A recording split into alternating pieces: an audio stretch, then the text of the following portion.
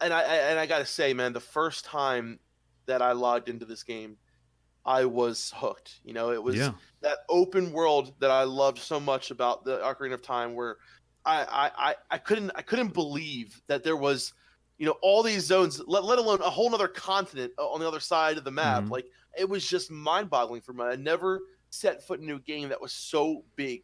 Jamming, yeah, jamming. I hope you like a jamming too. Welcome, one and all, to Jamencast. This is a podcast dedicated to celebrating video games and delivering video game news and interviews.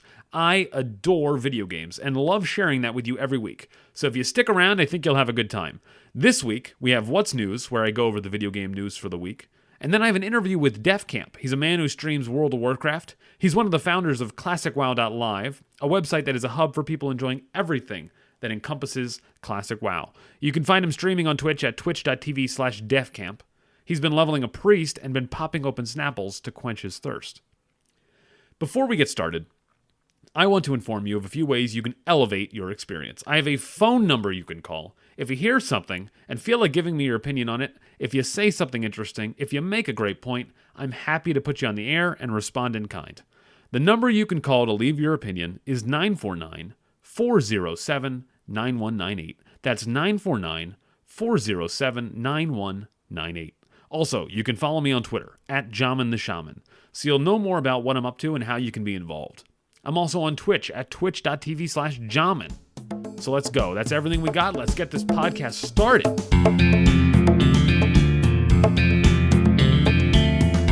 What's news, everybody? The first thing I want to talk about on the news today, for the video game news that happened this week, is an article by Mike Minotti for VentureBeat.com. It was an article highlighting the 2019 Global Mobile Market Report by Newzoo. So mobile games, this is the big report headline, mobile games will earn $68.5 billion globally in 2019. 48.9% of that revenue will come from games on iOS devices, Apple, and while 35.8% will come from Android, everybody else. So apparently, if you got an Apple, you're more likely to spend money on mobile games, those people are free with their money because they're buying Apple products. Excuse me, a little bit of hate on Apple products. I'm sorry. Apple Podcasts, you guys are great. Keep up the good work. And everyone listening on Apple Podcasts, keep up the good work. You guys are awesome. Excuse me. This is a little bit of pandering. Sorry. It got stuck in my throat. Mobile games revenue was at $56.3 billion in 2017. So the mobile game revenue in 2019 will be $68.5 billion. That's quite a bit of an increase over what it was in 2017. Newzoo expects that number to reach $96.4 billion by 2022. It also notes that 2.358 billion people will play games on their phone in 2019. 2.3 billion people will play games on their phone in 2019, and 885 million of them will spend money on mobile gaming. The report also gets specific about the kind of people who play mobile games and why. Most of them identify as time fillers, meaning people who play games a bit at a time to pass small amounts of time. So Newzoo notes that 50% of females and 30% of males identify as time fillers. And in a report earlier this year, Newzoo noted that the entire gaming market will be worth $152.1 billion in 2019. That number is so large, I cannot wrap my head around it. The number for the mobile devices in 2019, which is $68.5 billion globally, I can't wrap my head around. I have no idea. I can say the number, I can see the number, I can talk about the number, but I can't actually visualize that much money and how much you can do with it and how much it's actually worth. I mean, it's worth exactly what it says, right? Because it's money, it's worth that much. But the entire gaming market will be worth $152.1 billion in 2019. Mobile gaming will be the largest sector, accounting for 45% of that total.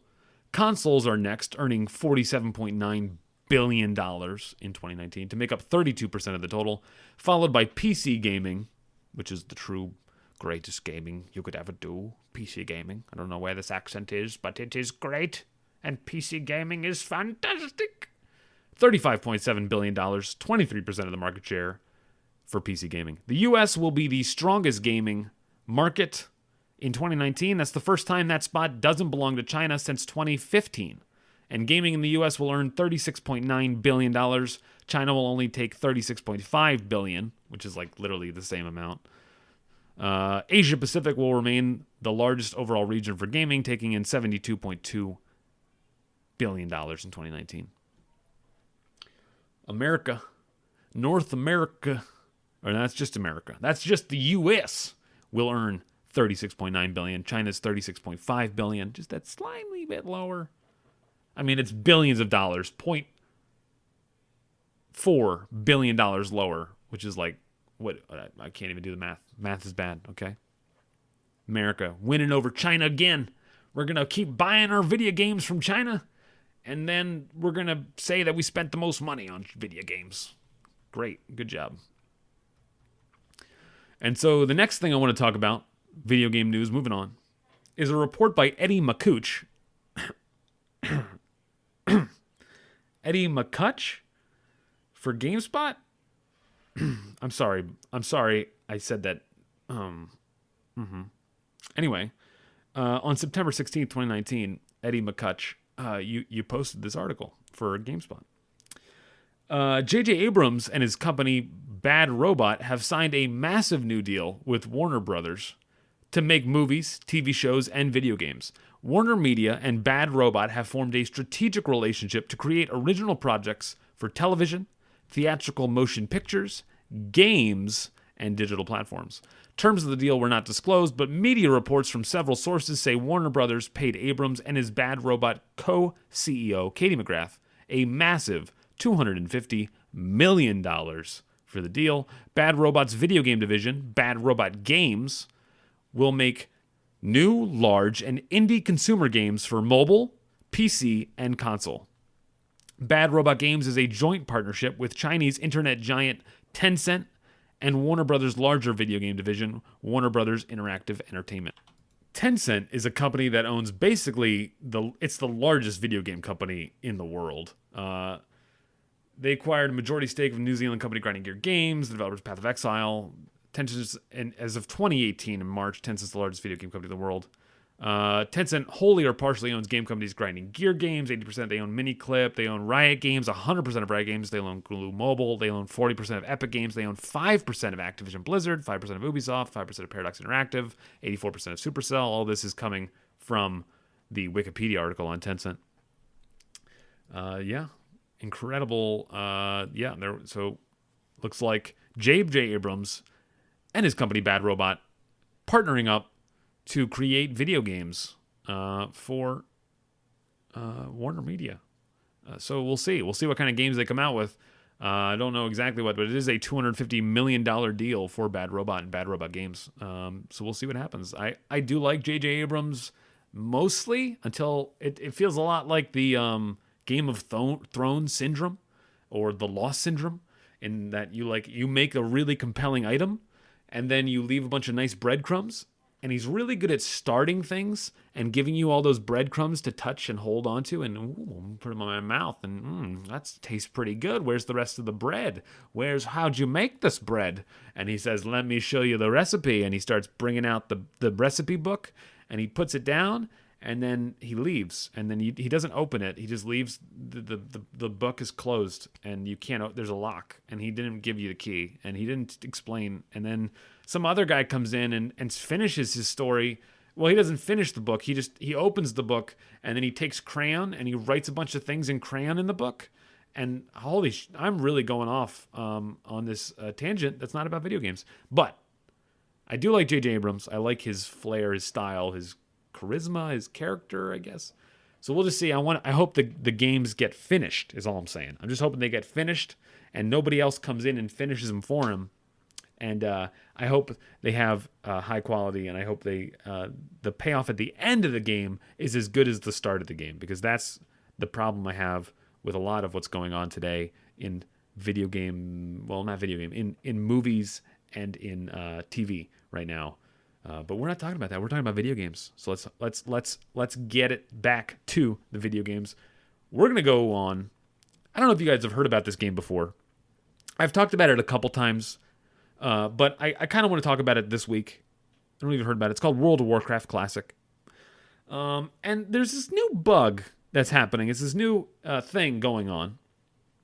And it's a layering exploit. So layering is put in the game, and we've talked about it before, to help alleviate the stress on the servers. So you don't have 1,000, 10,000 people all running around in the same place, stressing the servers out, crashing the servers, crashing the game. But there was a new exploit that was found and exploited this week. I'm sure it's been around for a little bit, but it was visually seen and discovered on SFan's stream earlier this week. SFan was in a molten core, and they killed a bunch of stuff, and they were switching parties around and trying to figure out, get more people in and restart stuff. And all of a sudden, every single raid boss respawned. So what happens is the layering allows the bosses to come back. You get layered into a new instance that resets the raid completely, lets you get multiple raid lockout loot. You can kill Ragnaros multiple times as long as you get to a new layer. As long as you have another layer to go to, you can go and kill Ragnaros multiple times, get multiple weeks of loot. It's a very bad exploit. Blizzard's already messaged that they're gonna stop.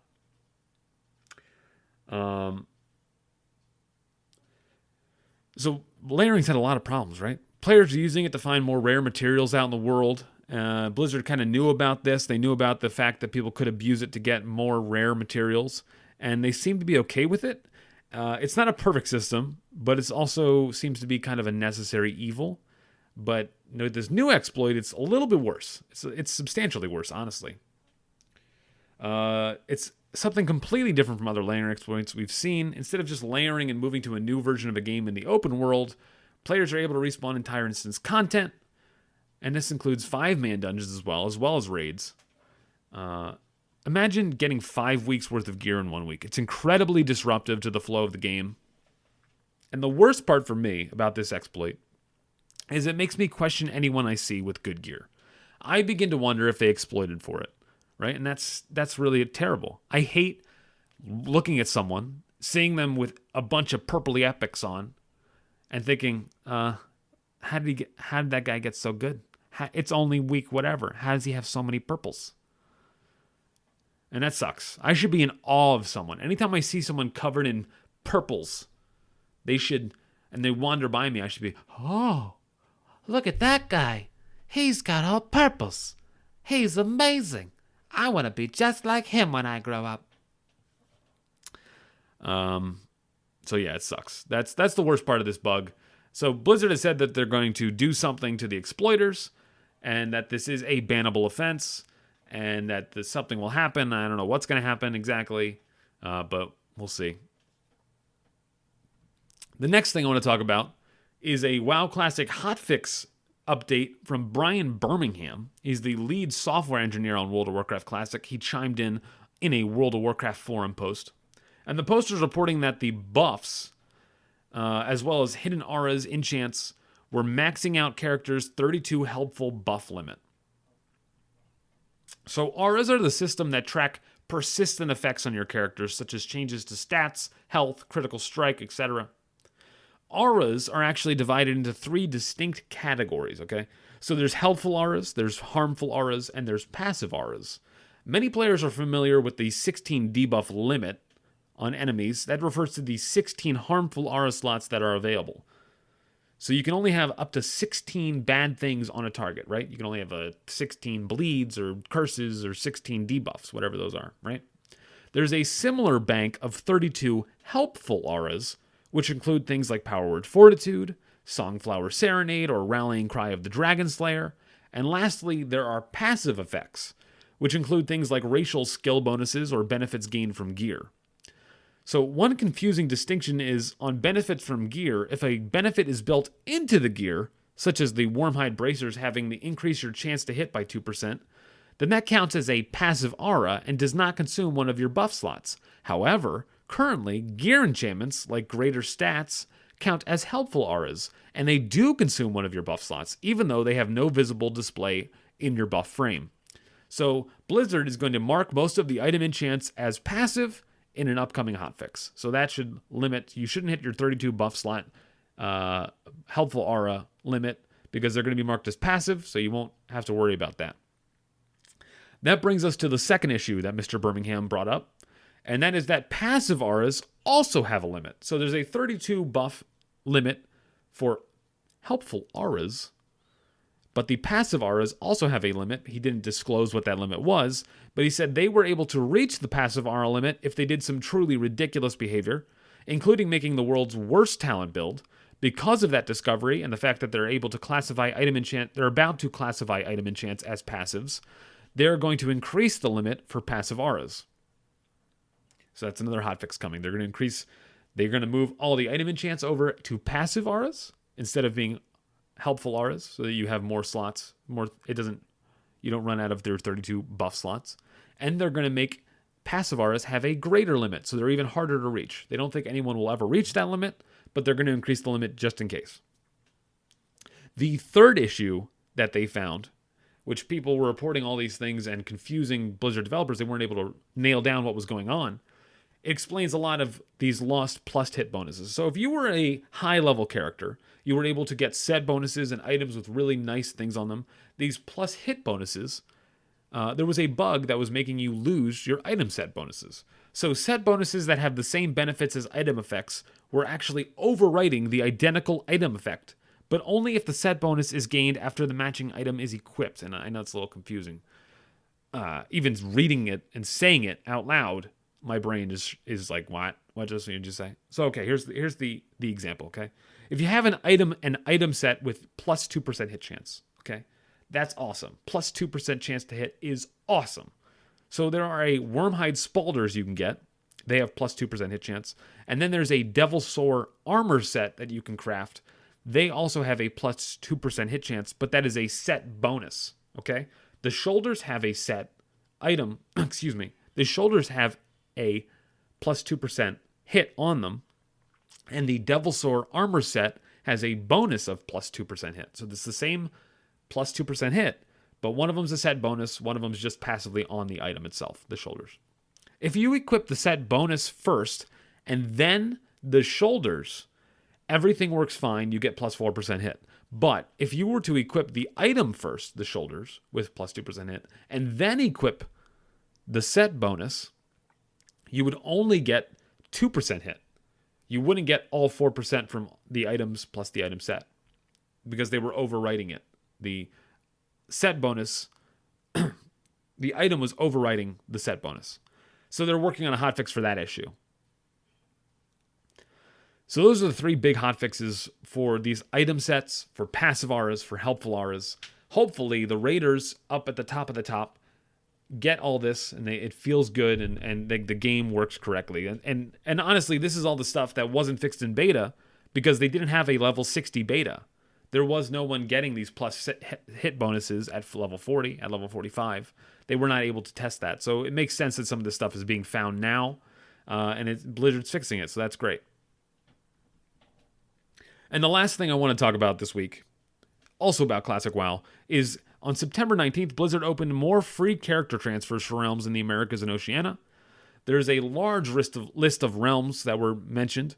Most servers, if you're on a server with a high population, were able to choose 2 different servers. Some were able to choose 3 different servers to go to as destination realms. It seems like Blizzard is really trying to distribute their population across all their servers so they can remove layers prior to Phase 2.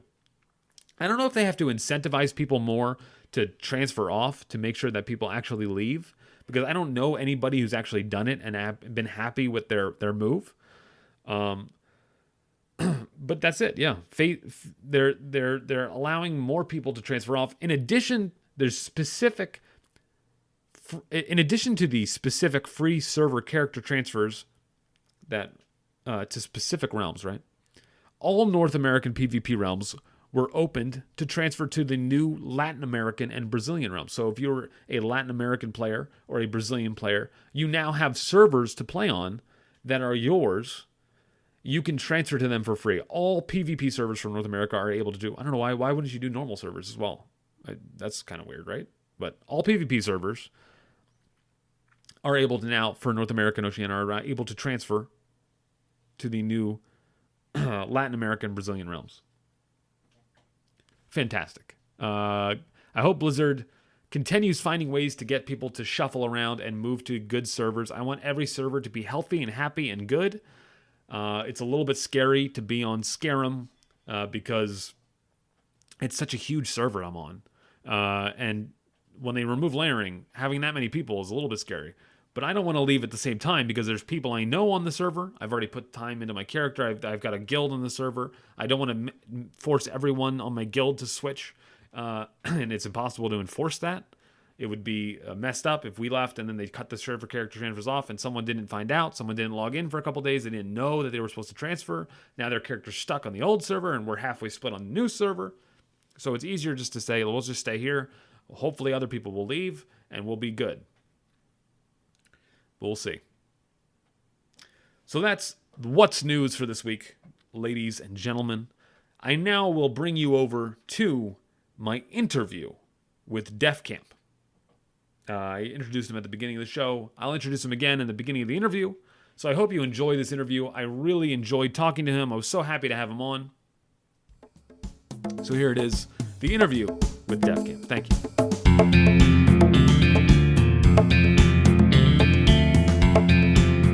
Hello, listeners. Welcome to another interview on Jamencast. I'm joined today by a man who streams World of Warcraft. He's one of the founders of ClassicWow.live, a website that is a hub for people enjoying everything that encompasses classic World of Warcraft. You can find him streaming on Twitch at twitch.tv/DefCamp. He's been leveling a priest and been popping open Snapples to quench his thirst. DefCamp, I know you were sick for a bit there. How are you feeling now? I'm feeling better, man. You know, the classic WoW has soothed my soul, so I'm doing much better. And thanks for asking, though. But yeah, I took a week off of. Well, I had a wedding to go to. You know what I mean? I had a wedding, and I got really sick, man. And you know, it was kind of crappy, but I struggled through it. Played WoW, and I gotta say, man, this experience in these last few weeks have been absolutely amazing. It's been so cool to be able to play with my friends, to be able to play with people. You know, my brother Melderon. Also, you know, we're part of the Melderon DefCamp Melderon TV channel on YouTube. Yeah. So definitely check that out as well. But yeah, you know, it's been absolutely amazing, man. I gotta say, you know, this experience of being able to play Classic again and be able to play with these people it's awesome. It's awesome, dude. Absolutely a dream come true. I want to talk to you about Classic WoW because that's basically, yes. If for anyone who listens to my podcast, they know that I attempt to make it about all video games, but it ends up being 90% about Classic WoW. But so we're gonna satiate my need to not talk about Classic WoW to start off. I'm gonna ask you a question here. Okay. What was the first game you ever played that left an impression on you? Ooh. It would have to be Super Mario, I would say. So I remember when I was younger, we had, you know, I'm pretty sure it was either regular Nintendo or I can't remember. My memory is so one thing you'll learn as you guys get to know me a little bit more. I have the worst memory probably ever, and there's reasons for that. But so yeah, I would have to say it was Super Mario. I remember as a kid watching my dad stay up all night playing Super Mario and just kind of falling in love with with the music, everything. And then I would say after that, there were a lot of games that left some really big impressions with me, right? Like Final Fantasy VII, you know, but I would say one of the biggest ones for me was probably Ocarina of Time. And it was that open world environment, being able to just explore.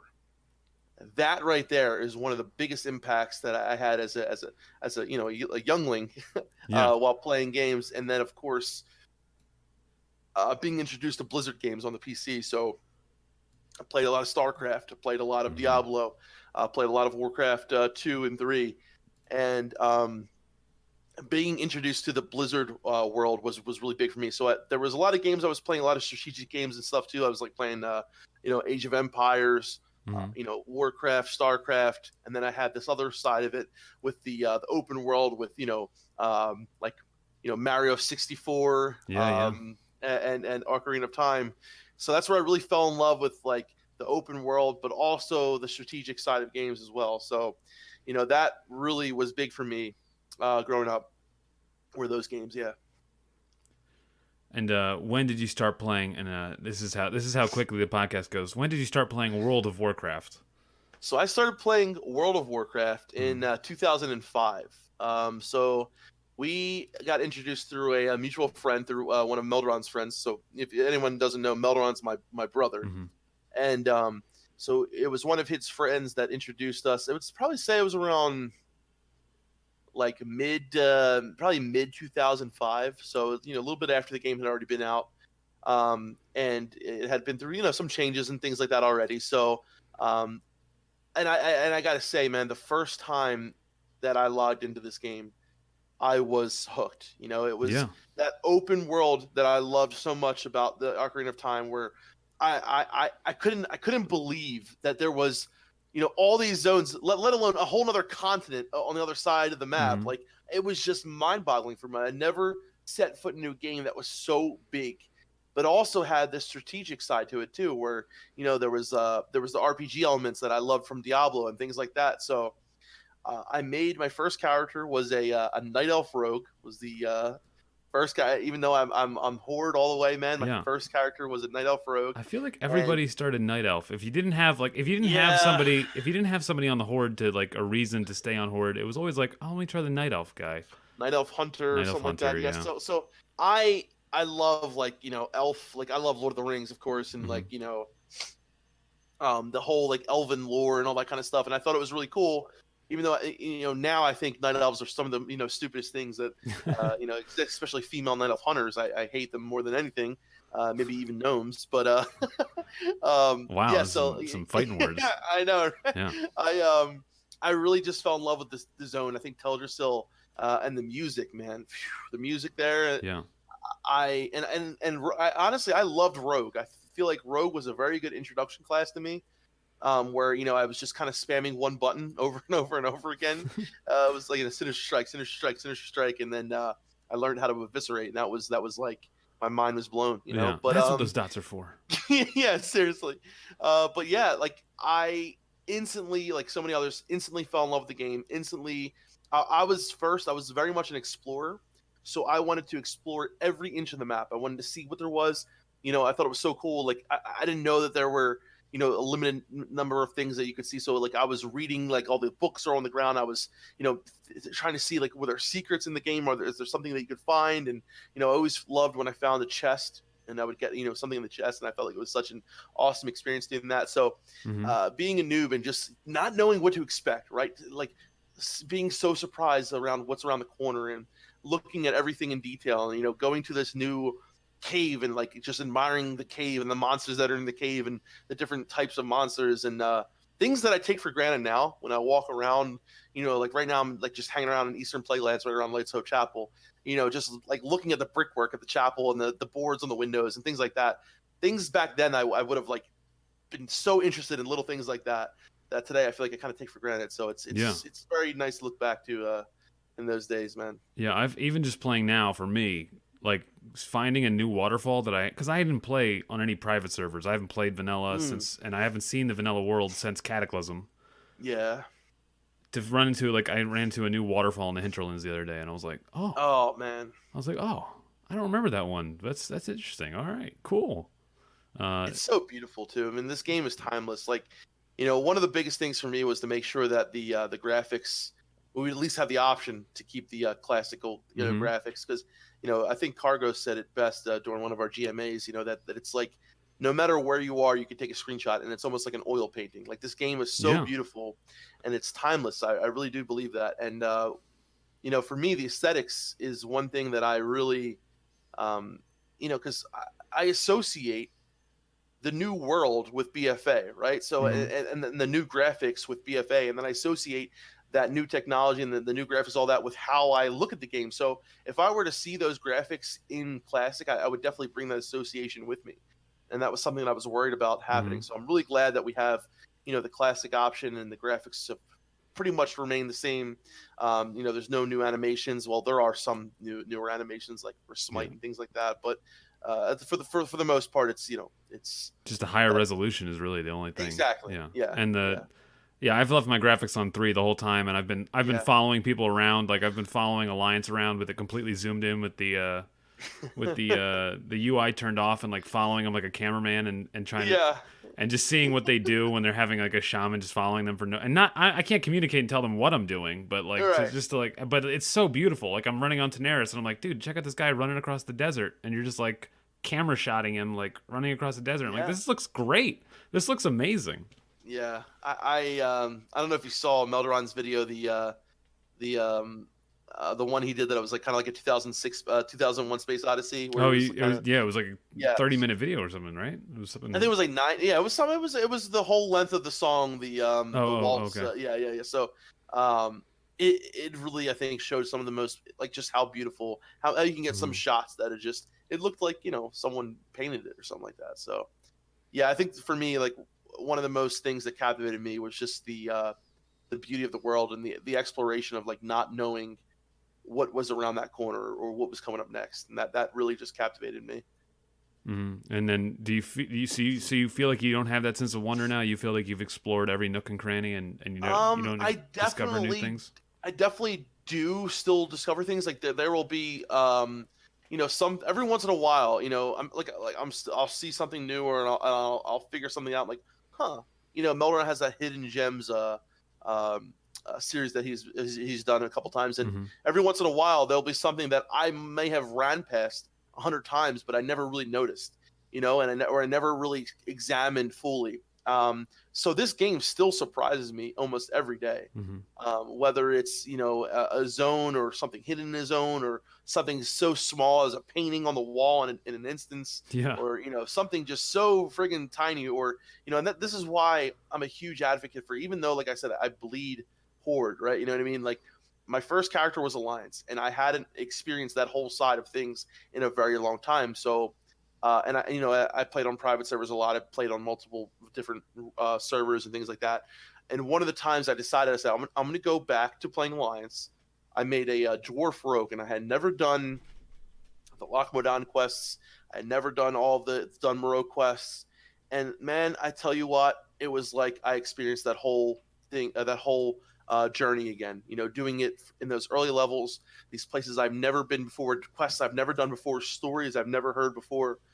I really feel like if you've explored only one aspect of this game, you owe it to yourself to explore it, to play the other faction, even if it's just to explore some of these quests and some of these zones that you haven't explored before, because there's so much beauty. Like, the developers put so much time and the little breadcrumbs that they would leave for someone like in Dunmoro, and then it follows up, like 3 zones later, or something like that. It's just so freaking cool, man.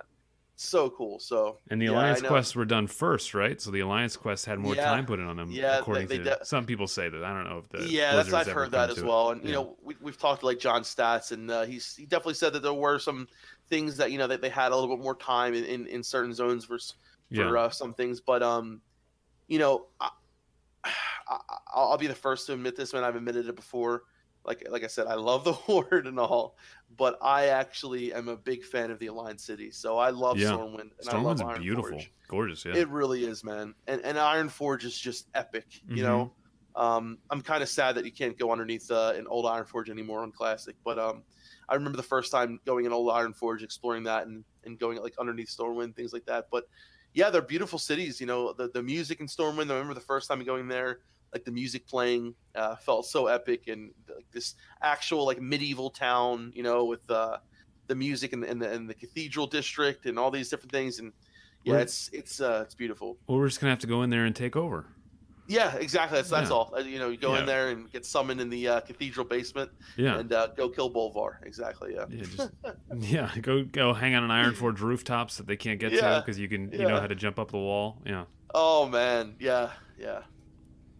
So another thing I want to ask you is about your brother, and Yeah, hopefully, let me let this helichopper fly over real quick. yeah. I can't even hear it. Oh, you can't? Okay, well, No. great. Then perfect. No one has any idea what I'm talking about. Um, so I want to ask you about your brother and working with your brother how has that been? Because I used to work with my brother on World of Warcraft, a podcast 10 years ago, but he actually got a real job and moved on. And here I am still. But how has it been working with your brother? How is that? That's a really unique thing for you guys to have. Yeah, man. So one thing Tell about me my more about brother is like he is my brother, but he's also my best friend, that. like Hmm. 100%. You know, like we have a lot of the same passions in life, whether it's science, whether it's sci-fi, like Star Trek, or World of Warcraft. We really share a lot of the same passions, and like I said, my brother is 100% like my best friend too, and we've been through a lot together. Like more so than some other siblings have been. So that and for a while he didn't live with me, and we always had Warcraft to kind of share our together. And he was living in Kansas. We could log on to WoW together, play on a private server, and it was like we were hanging out. Hmm. So WoW was always since 2005 this common bond that we had. And we would literally spend hours just talking about the game. We would go into the garage, light up a cigar, and just talk about WoW. Yeah. And man, I got to say, this whole experience with the channel, started off with me. I was like, oh, Melderon's got his channel, and that was very small at first, and he was doing Let's Plays and this, that, and the other. I said, I'm going to try doing my own channel as well. And then he was like, dude, let's just merge our channels and do one big channel. And I was like, yeah, it's a great idea. So we started that. We started off with our, he had his Let's Plays, and we had the Super Plate Brothers series, which was absolutely the most fun I've ever had. Making that series, it's so much fun. So if you guys haven't checked it out, make sure you check out Super Plate Brothers. Super Played Brothers. Yeah, it's a lot of fun, dude. I gotta say, it's like basically just me and him playing on Alliance characters and just getting in each other's nerves and the whole time and just laughing nonstop. It's great. That's awesome. And then we would do our classic WoW discussions. We would do our the Def Talk, so the Def Talk series, and then from there, just and a lot of the times, like the way a video will start, and Melderon has definitely as of lately taken more on the whole video side, but it's really cool because we'll brainstorm together, think of ideas for new video. He'll come to me and ask me different ideas, different things like that, and we'll try to work on help him as much as I can with it. And I think he like watching Melderon make a video now. Like he puts in so much work to the videos.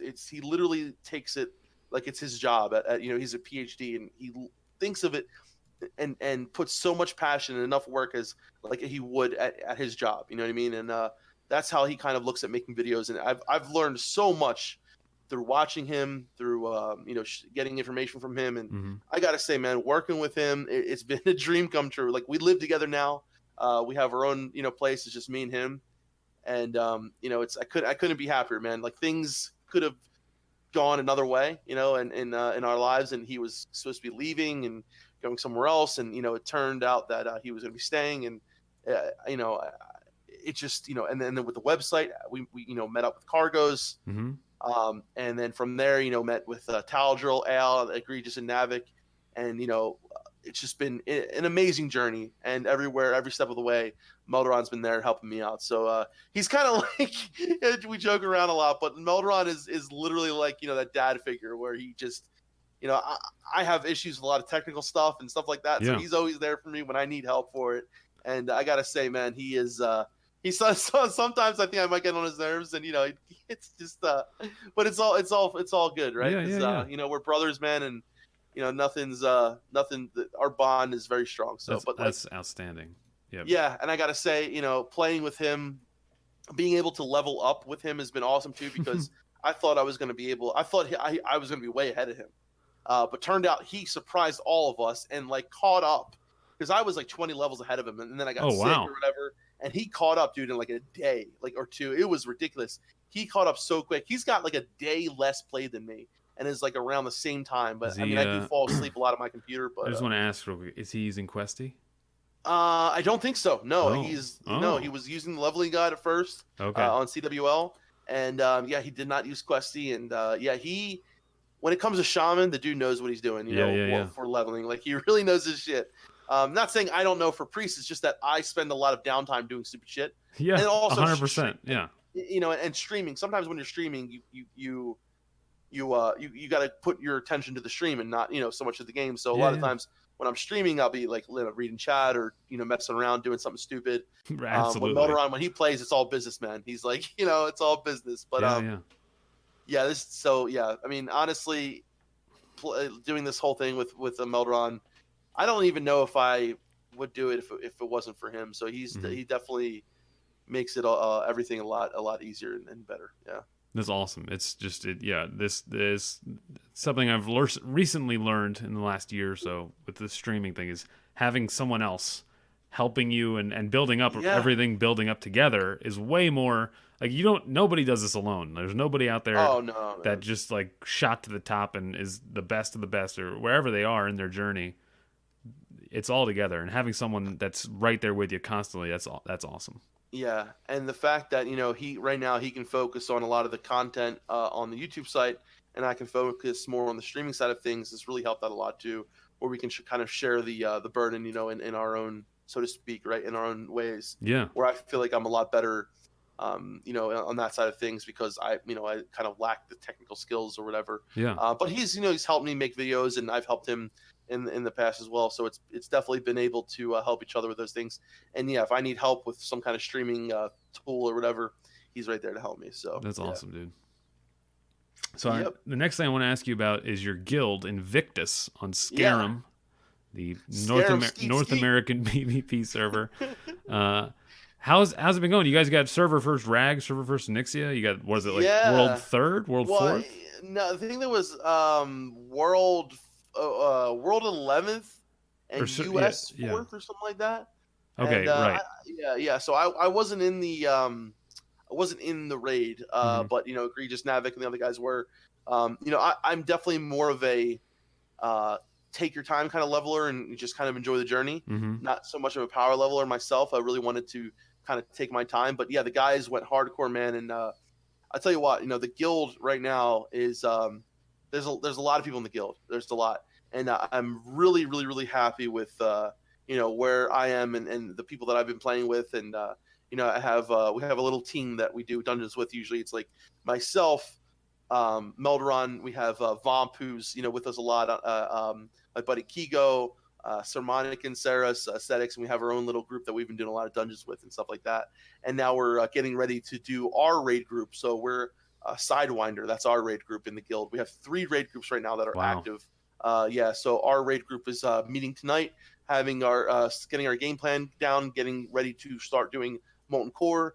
And yeah, so we're getting ready to start our raids, and the other raid team, they're already starting to do split runs.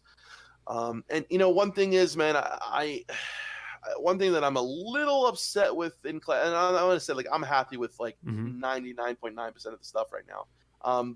But a big thing for me is the fact that the raids just seem to be very, very, very easy, especially compared to private servers. And Hmm. listen, I know private servers were not the real thing, and but at least in private servers, when I started MC, it was only the 1.1 gear that was available in its 1.1 state, right? Yeah. So for instance, like things like animated chain necklace wouldn't be available, and something like, for instance, the Tharasan's Royal Scepter wouldn't have the healing that it has on it now in Classic. Yeah. So those things caused the raids to be much more difficult, in my opinion, because people were way less geared. Obviously, the geared was way less powerful. Mages and the range DPS did way less damage because they had way less hit, way less spell Hmm. power. And because of those things, there were other reasons on private servers, right? The armor contribution on the bosses was a lot higher. I think the ads had way more health and they hit harder, things like that.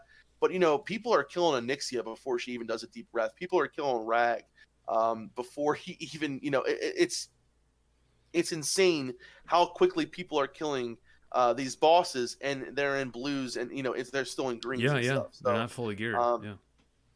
I do kind of think and hope that this, as Classic goes on, it's going to be less of an issue, right? Because we're going to get closer to the 1.12 state, right, where the game was and Yeah, yeah. where the gear was and all that. But right now, the fact that, first of all, if you have the 1.12 talents, you have the 1.12 gear, you could literally get benediction on during your progression through, to Rag, because the Domo's chest is dropping loot where it normally wouldn't until patch 1.3. So all these things together are really trivializing the content even more. And we all know MC is not the hardest raid, but it doesn't mean it should be even easier, right? Just because it's already easier doesn't mean it should be even easier and easier. So, but you know what? I think honestly, there's not much Blizzard could do about it now, right? They can't just go. I don't know. It was a little upsetting to me to see how trivial everything was for everyone. But Yeah, yeah. I'll you see. know, I do wonder, and because I watch these guys do it, and they're like world first Ragnaros. Wow, that was easy. And you're like, well, those guys are the guys that have dedicated their lives to the game, and right. I'm going to see the guy. Am I going to be able? Because I'm not a hard. I have been a hardcore raider in the past, but right now I'm not in the mode where I'm going to be like, let's go raid every week and let's see what happens. I'm gonna kind of Right. play it by ear. So I'm gonna wonder. I'm like, can I get Ragnaros down? And that's the question, Yeah. right? So the question is, right now we're seeing all these private server guilds and all these people who have played the game, like a lot, and have played it over the last few years on private servers and done this. So we're seeing those people clear the content, right? And that is, and Saris, who is Sarmonican's husband, brought up a good point. He's like, he's never played WoW before, right? So, as I'm complaining in my own, right, because I'm in my own bubble, right, where I'm, from private servers and this, that, and the other, and I expected things to be different. But for someone, and there's a lot of people right now who haven't played Classic or haven't played WoW, and they're like, well, hey, what about me? Like, the content should, is where it is right now. Like, why make it harder? This, that, and other. But the thing is, like, I want those people to have as much of a vanilla experience as they possibly could. Yeah. And so there's two sides to the coin always, right? Yep. And my thing is like, yeah, I would love for them to be able to experience Classic as close as they could. Obviously, we're never going to get 100%. That's ridiculous to even think that you could, right? Because it's a totally different time. There's so many different factors. But would potentially buffing the bosses, or at least their armor contribution or whatever, because of the 1.12 talents, the 1.12 gear, would that be more in the essence of vanilla than how it is now? That's the question that I was posing in the last GMA, and possibly. But then you have to think about all these people who still haven't set foot into there, all these people who still are probably going to have some issues on on bosses like Gar and Lucifer, even Lucifron or Shazra, and so there's still a lot to be seen. I think we're really only looking at the top 1% right now, the people that are clearing the content right now. I think I heard a statistic earlier that like over 60% of the player base of Classic WoW is still around level 20. Yeah. So I believe it. Yeah. So you look at the Wowhead releases their like most popular article every week, and they talk about which article are people clicking on the most. And right now it's always like the Scarlet Monastery. Like people are just looking at Scarlet Monastery right now, so everyone's right there. That's where everyone is. Yeah. So I definitely understand that side of it as well, because honestly, I am in like I said, I'm in my own little bubble. I'm in my own little world of private server people and this, that, and the other.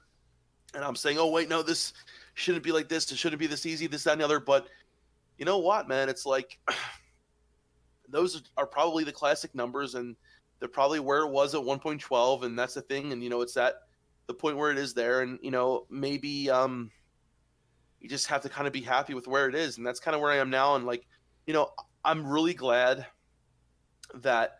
So I was going to go and join like the top raid team in our guild and all that, and I kind of had to take a deep look at myself and say, what do I really want out of Classic WoW? Do I want to be selfish and try to be the world first, or first in the server, this, that, and the other, and just say, screw, this. And the thing is, I get the most fun out of this game playing with others, right? And Mm-hmm. sharing the experience with others. And I kind of looked at it, I was like, you know what? I want to be able to play with my brother. I want to be able to play with my friends, and I won't be able to do that if I try to, you know, do the top, tier and do all this. So I kind of took a look at it and was like, you know what? I'm going to be streaming. I'm going to be doing all those things. I want to play the game in a way that I'm still going to have fun, and I'm still going to, clear content and do everything I wanted to do, but I'm going to be doing it at a much more reasonable pace for me and for people that I want to play this game with. Because a big part of the enjoyment that I get out of this game is helping others. I play a healer, right? Mm-hmm. So I love, helping and buffing and doing all these things. And, we have a lot of people in our guild, in our raid team that are completely new to Classic WoW. And it's going to be awesome, because I'm going to be this strategic. We have myself, Hypnotic Bud, and Meldron, my Mm-hmm. brother, leading the raid team. And I'm going to be the strategic leader. We're doing teaching them all the fights and everything like that.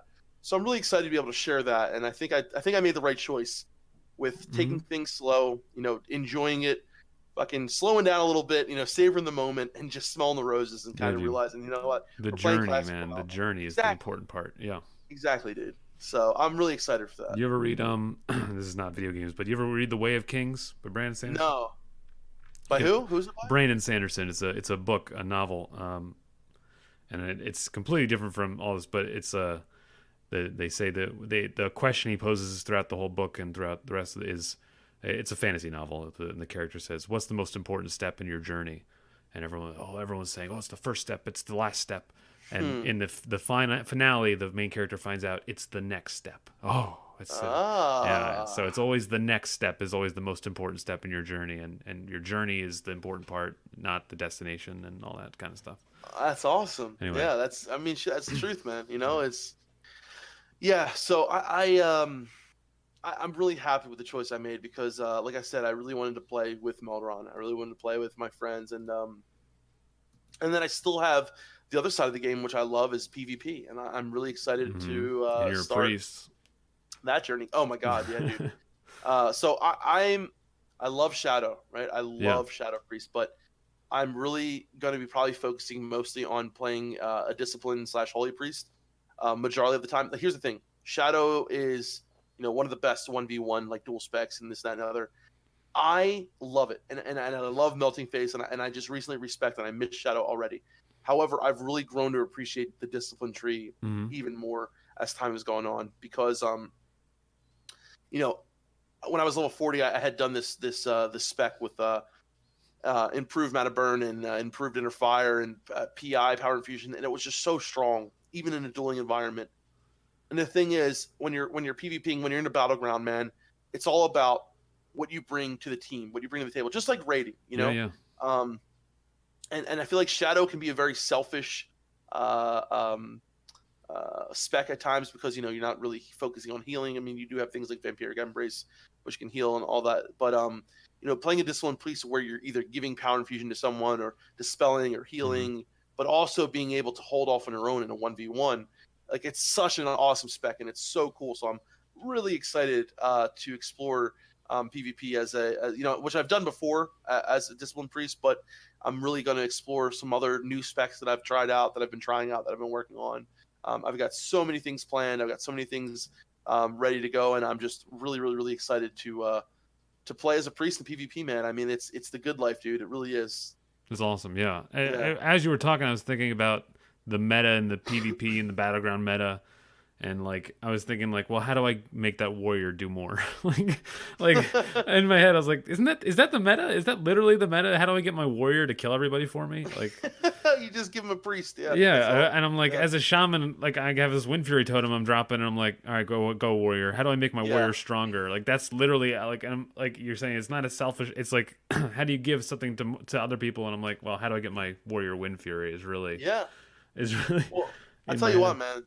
The cool thing about shaman and PvP is like you go a lot. Most shamans go the NSLE spec where you're Nature Swiftness LE, and you can throw some heals out when needed, but you can also do some amazing burst DPS, Mm-hmm. drop that Wind Fury totem when needed, and I feel like shamans are much more offensive in PvP, and priests really hold that. Really usually have a priest that goes on offense and a priest that goes on defense. So you They're have really that solid. defensive priest Yeah. and the offensive priest. Yeah.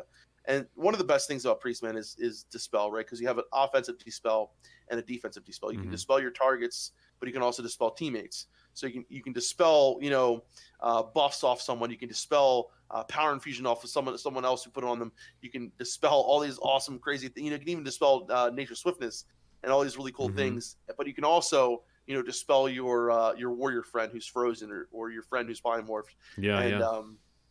throw out some clutch heals, some clutch fears, mind control, all these crazy things. It's a class that you might not get the recognition that you deserve, but that without you. Oh, I notice it. I notice when we have a Yeah. good priest in the group. We have a priest in our guild. Whenever he's in our guild, whenever he's in the group, I'm like, oh, okay, good, he's here because he's got it, man. And like you run with another priest, and you're like, I don't know, this guy, he's just bubbling the warrior constantly, and he's out of mana constantly. I don't know what he's spending his mana on. Yeah, it's been good. Priests are a really good class. Yeah. How have you felt about layering? And have you had any strange things happen with it? I saw some of your beta experience. You had really crazy layering stuff. But in the classic release, how has layering been for you, and how have you affected it? Or how's it? Goddamn layering, dude. Yeah. It's the layering. No, it's yeah. Layering is first of all, I hate every time I see, oh, can I get an invite to layer and all that, and and seeing the impact it's have on the economy, seeing the impact it's had on these people who were exploiting it for raids. And the thing is, we all knew it was going to be exploited. It was a given, right? And I think the extent that it's been exploited to is kind of ridiculous. The fact that people were being able to reset raids that was insane. layering is absolutely ridiculous. So for anyone who doesn't know, that if you haven't seen all the videos and the stuff that's going on, they were layering. Normally, you can just switch to basically a new server without actually leaving the server you're on. It's a new version of the game that resets the mobs in the area, but it's supposed to be in the world. But it was working inside instances, so bosses were respawning, entire bosses. So you were able to clear multiple raid resets in 1 week that was not supposed to be a thing. It was currently happening. I mean, it's fixed now, right? And then it's from Blizzard's what I know, looking into banning or doing something to punish them. Apparently the ban hammer was coming down, but and here's the thing, man. Like, I'm sorry, but anyone who maybe someone who's maybe brand new to the game, but anyone who sees a boss respawn, you're doing something wrong. Like, I'm sorry, like that there's especially in a raid. There's a limit to how gullible, whatever. Like, people are gonna be like, okay, you did the boss once, you killed him, you got loot, and then you're gonna do it again and get like, no, there's obviously something wrong with that. So to those people who did it, shame on you. Oh God, whatever. It's just I like I said, man, like, so my experience has been kind of strange, right? Because I have had some small, like, in the beta, it was definitely weird because I had that instance where it just kind of happened all right out of the gate, and but you would have someone invite you and you'd be doing your questing, whatever, and then all of a sudden 20 mobs just appear around you and kill you because someone invited you. But yeah, the thing that really got me, man, was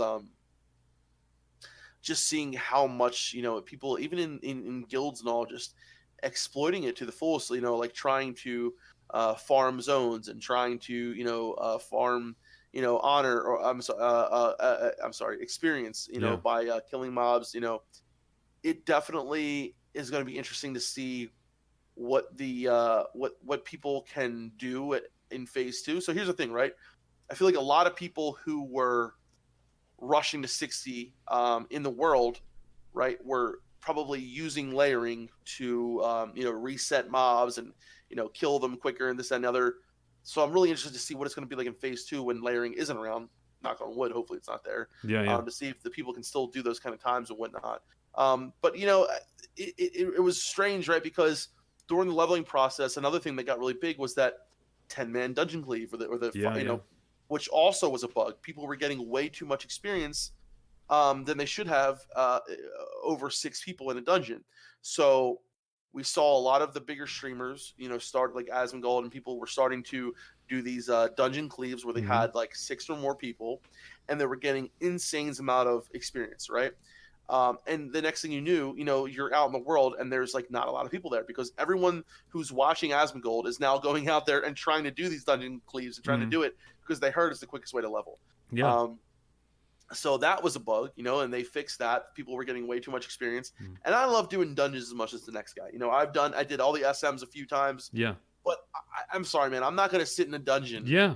from sun up to sundown. And like that, to me, that's not fun, I'm right there I with want to you. experience this game for what it is. I want to explore. I want to play. I want things to happen on the world. Like, and Melron made that video about the dungeon cleave, and I agree with it wholeheartedly. Like it is not in the essence of vanilla in my experience.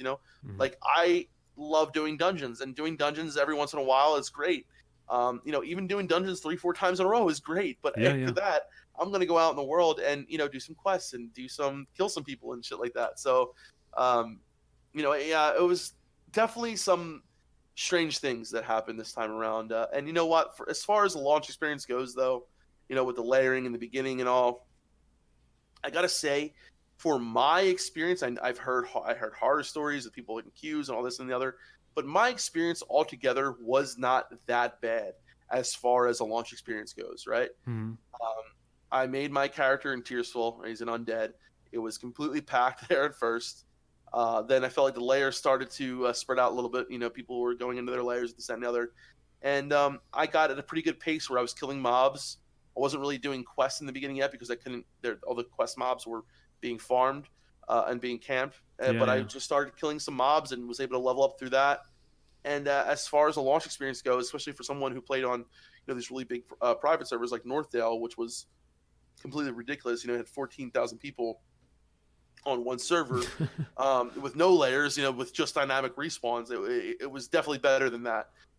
I'm not a fan of layering, but I understand that it is kind of like a lesser of the evils because there are only so many things you could do, and I would have much rather seen maybe more servers with smaller caps, things like that. So if I were, but listen, I'm not a friggin' dev, and I don't understand the implications of things, and I don't understand, all these other things, whatever. But I just hope that, and listen, the layering already is starting to. There's already layers dropping. There's already, from what I can tell, people are saying that the layers are already starting to disappear. So, I'm just concerned that, come phase 2, we're gonna have this mega server. And there's going to be, 10,000 or even more people on one server, and that will cause its own issues. You know what I mean? Yeah. So, but yeah, there's been so many different things that the AQ event on Scarab is going to be a nightmare. Oh my god! Yeah. On Farolina, on Scarab, on Herod. Yeah, but look at Herod too. Like Herod, they're constantly at like full status, and they're always at a queue almost. And at least now on Scarab, we only really get the queue around like 7-8 o'clock or 8-7 around like 7 to 10 o'clock, between those hours. But like there's servers out there like Herod and stuff like that they're gonna have a lot of problems once the layering's gone. I don't know what is gonna. I think they're still. And the thing is, who wants to leave a server where they already are playing with their friends? They're already got their guild together. They're already leveled up, and and who wants to go to a dead server where there's like 1,000 people playing? And so 100%. Yeah. So that's the next thing I wanted to ask you about is the how the queue time's been for you, and do you know anyone that actually took the free character transfer that Blizzard's been offering? So, I do know of like 1 or 2 people that took it. I was asking some questions in my stream and chat, and there was a bunch of people who said that they took it, and a lot of those people actually were saying it was the worst mistake I made. I should have never done it. And some of the people were happy with the change, but it sounded like more of them were actually upset with the change that they did take it. But my own experience with the queue, so of course, like the first night and all, the queue was, I actually got in right away. Didn't have to wait in queue at all. Yeah. And then something happened where I think I got booted out and had to wait in queue eventually, but it wasn't that bad. Like I said, my own launch experience was actually pretty decent. And then the queues after that were, not that bad because I was off that week and I was pretty much logged in at all times. Except for when I went to bed and I would wake up, like an hour early So I have my alarm go off, go sit in queue, and then go back to sleep, and then go and check and see if I was in done queue or not, and then so I was doing stuff like that. Yeah, So yeah. my own experience with the queue really wasn't that bad. And now that things have calmed down, by the time I get home from work, there is no queue, and when Meldron, I'll go ahead and log him in or whatever, and so he doesn't have to queue or Yeah, yeah. things like that. But yeah, I mean, all in all, it hasn't been too bad for me with the queue and all. I just really think that like I said, um, once things go off in like in phase 2 with the layering, Yeah, going with the into, layers gone. I don't know what's gonna happen, man. I'm a little concerned about that. I think one of the main things I love about Classic WoW are this small, tight knit communities of where you recognize people, you see people, and you know who they are, and this person is someone I ran into the other day, and like I just had someone message me on Discord. He's like, "Oh, I'm that Alliance Paladin you just walked by," like and stuff like that, and people saying, "No, hey, DefCamp," and and like I love that, and Yeah. I'm afraid that if we have a server that has 12,000 or so people on it, it's not going to feel like that. It's not going to have that sense of community that I feel is so integral to the Classic experience. So yeah, I'm a little worried about that, but we'll see, man. We'll see. Yeah, watching the auction house, watching I think I got I don't know if okay, so you're probably the first person I can ask about this, and I didn't realize until just now, the elixir of mongoose. Is this a rare? Do you know about this? Is it a rare thing? I got it for like 40 silver. Yeah, the pattern. I got it for like 40 silver in the auction house, and I was like, that the seems. Elixir of Mongoose pattern. I don't think is that rare. Okay. It was like off of I think it was off a mob in Stratholme. It was probably like 100% drop rate or something. I don't know. I didn't look it up too hard. I was just like, 40 silver. I'll buy it. Like I'm trying to remember. The Elixir of Mongoose is like the 25 agility plus 2% agility. crit. Yeah, I'm trying to remember how much that one goes for. Because just the prices have been so low for everything. Yeah. People are selling things. I mean, people are selling things for less than for the vendor price plus 1 copper. I'm like, what are you doing? Yeah. There are some people doing stuff like that, and I think some people like that always happens, right? Some people drop put like stuff in there for lower than the vendor price. But then again, there are some things in the auction house that are really expensive. Like for example, right now, like the pattern for True Faith is going for about 250 gold. Sandra's Grace is going for about 150 gold. Eye of Shadow is going about for 300 and something gold. So certain things I think people know is like okay, this item's going to be expensive no matter what. But then again, there are some things that are going for really cheap, and I think things are starting to stabilize a little bit more, in my opinion, now. For the most part, I mean, here's the thing: like I was leveling enchanting tailoring, and I actually dropped my enchanting now, and I'm still going tailoring until I can make True Faith. And then the one thing that I'm really having a horrible time with is I was trying to get the pattern for Runecloth Bag in Winterspring from Kia. She's there in Everlook. Yeah. And so pretty much at all times, there's about 7 to 8 people, sometimes more, sitting there waiting for her to spawn the pattern. Well, you didn't get invited to a new layer? Well, I didn't. I'm just kidding. You're just like, you're like, God, do I have to layer this? God. Yeah, seriously. But even the other layers, I'm sure they'll be packed too. So yeah. So what you do is, you have to. Anyone who knows this, you have to actually open her inventory and then close it. You can't just stay on the inventory and expect it to show up refresh in time. Yeah. You have to keep on refreshing it, right? So, so what you do is you have to click her, or you can macro it to where you hit whatever I forget the word. Yeah, but so there's constantly little gnomes and everything running out of her. So they're trying to get people to click on them so they attack them and die. Then there's a corner where they can actually sit in this corner in Everlook and target people and kill them from that corner, and they don't get flagged from the guards because it's like a bug. Yeah. So that's probably an exploit. So if people get caught, they probably could get banned for that.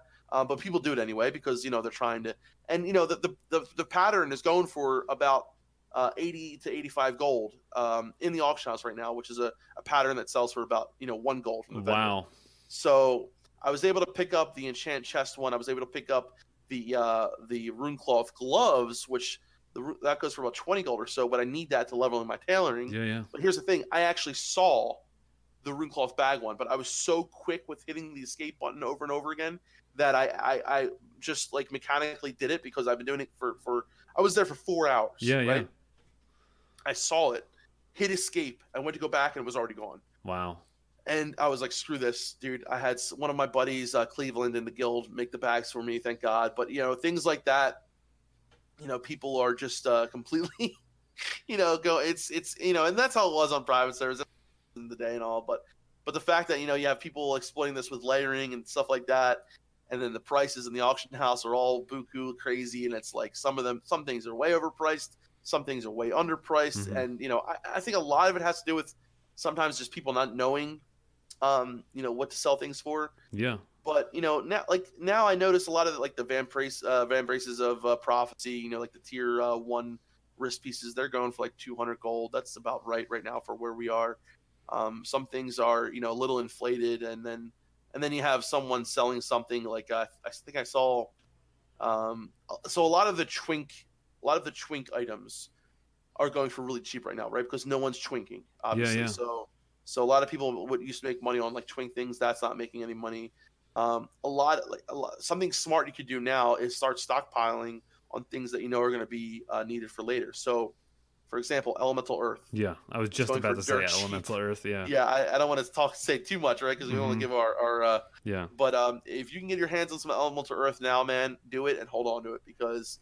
But who knows? It could be going for dirt cheap because everyone had the same idea. Then everyone stockpiled on Elemental Earth. And then, in phase 2, it's going to be going for like nothing because everyone has a whole bunch of it. So yeah. I don't know. But, it's that's definitely what's going to happen, guys. Sell your Elemental Earths. Just sell them. Just put them on the auction house. That's fine. On Scarab, make sure you put them on the Scarab auction house. Make sure you put them up there, guys. If they're being bought up by a single person, don't worry about it. That guy's an idiot. He doesn't know just what put them up for like 5 silver each or something like that. Yeah, whatever it is. That's good. But I think we're still early in the server to where things are just all over the place in value, and I think hopefully things will start to stay out a little bit. But there are some herbs that are going for like crazy amounts. There's some patterns and things like that are going for crazy amounts, and anything that someone needs. Purple Lotus is like so cheap right now. I'm like, what? Isn't this supposed to be like the best thing in the world? Oh, no, you're thinking of Black Lotus. Yeah, Black. Oh, is it Black Lotus? Okay, I'm not there yet. Really expensive one. Yeah, the Purple Lotus is actually dirt cheap. Yeah. Okay.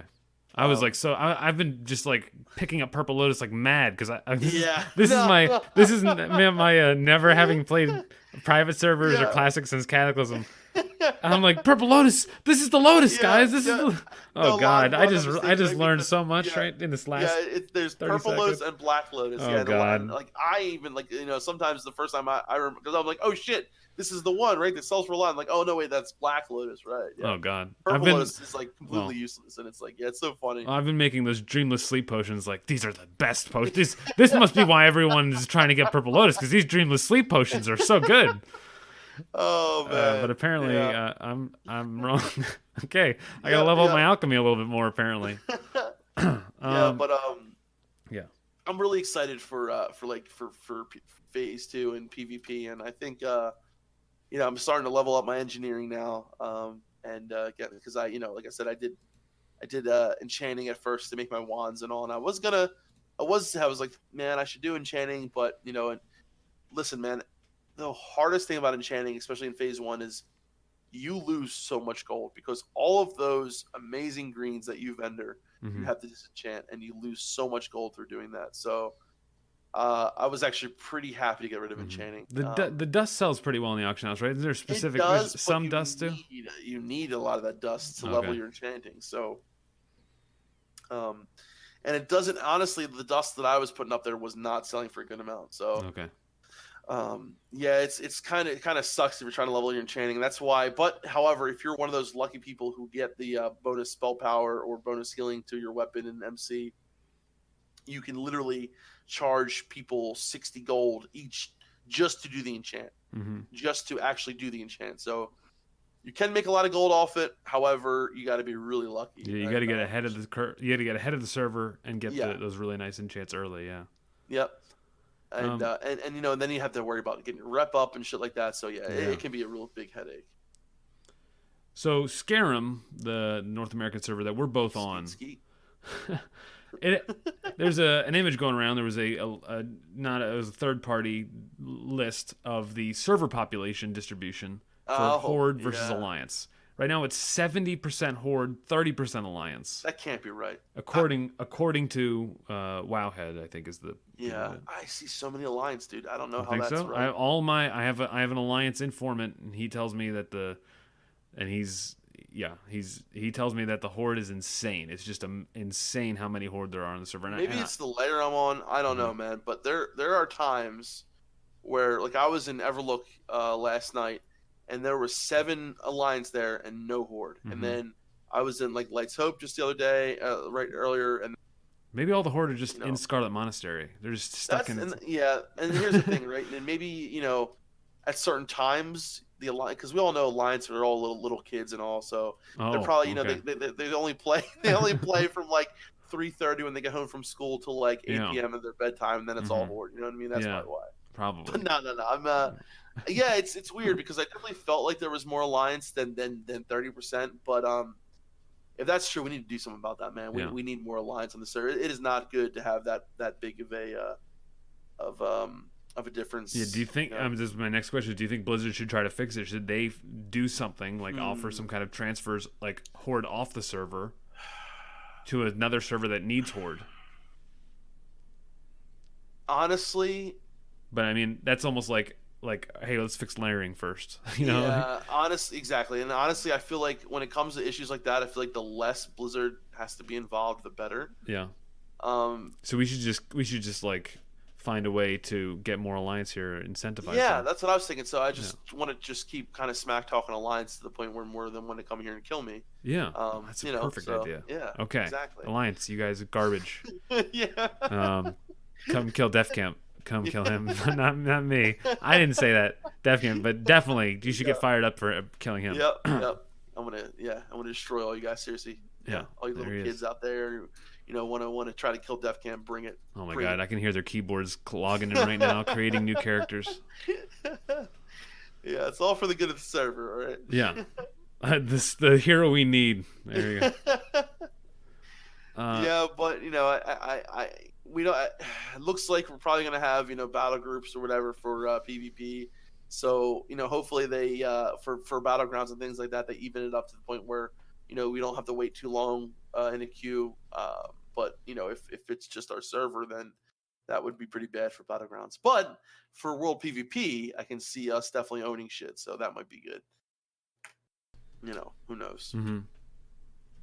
So what are your plans going forward now with Classic WoW and with the website and with the stream? Like what's your plans going forward? What are you looking at right now in the short? So the website has been going great. Mhm. Things have been going really good. We've got a lot of plans hatched out for the website. Some really cool stuff coming up for it soon. So make sure to keep an eye on that. Mhm. For the plans for myself, I gotta say I've been slacking a little bit with the streaming because I have been just so busy with meetings and this, that, and the other, and this, that, and but I am 100% planning on streaming more regularly and making sure I'm streaming at least like 4 or 5 times a week or so, because I really want to have this journey to be able to share it with people. Mhm. And I gotta say, man, I've seen you in stream a few times, and I think you can attest for it. But the people we have in stream, we've got such an amazing community, Mhm. and I love them so much. So I really just love interacting with them and being there with them, and it really makes this whole experience that much better. So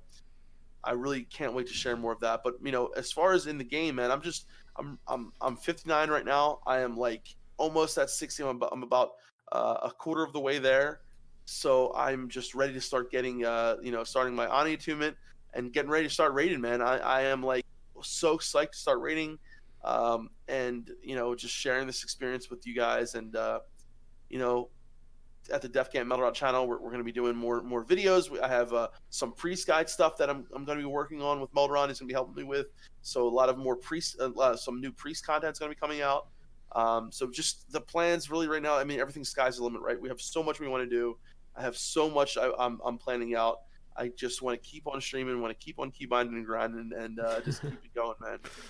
Awesome, dude. Awesome.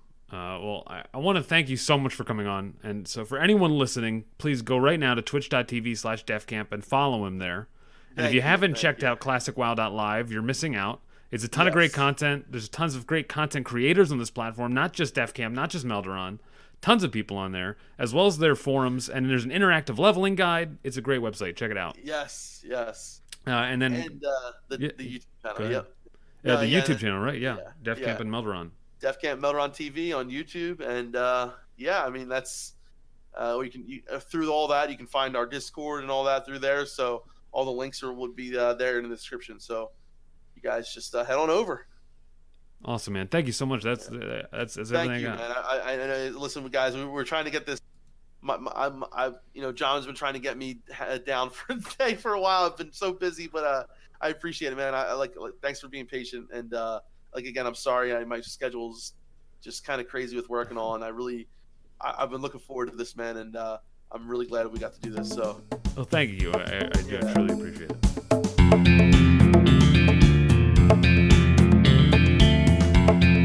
That's the podcast. I hope you enjoyed listening to my interview with DefCamp. He's an awesome man, and having him on was delightful. I could talk about classic World of Warcraft forever, and having someone else on who also just wants to talk about it, it's fantastic. So that's everything I have for you right now. I hope you stick around because there's always more stuff coming down the pipeline. Have a great day, have a great life, and have a great morning.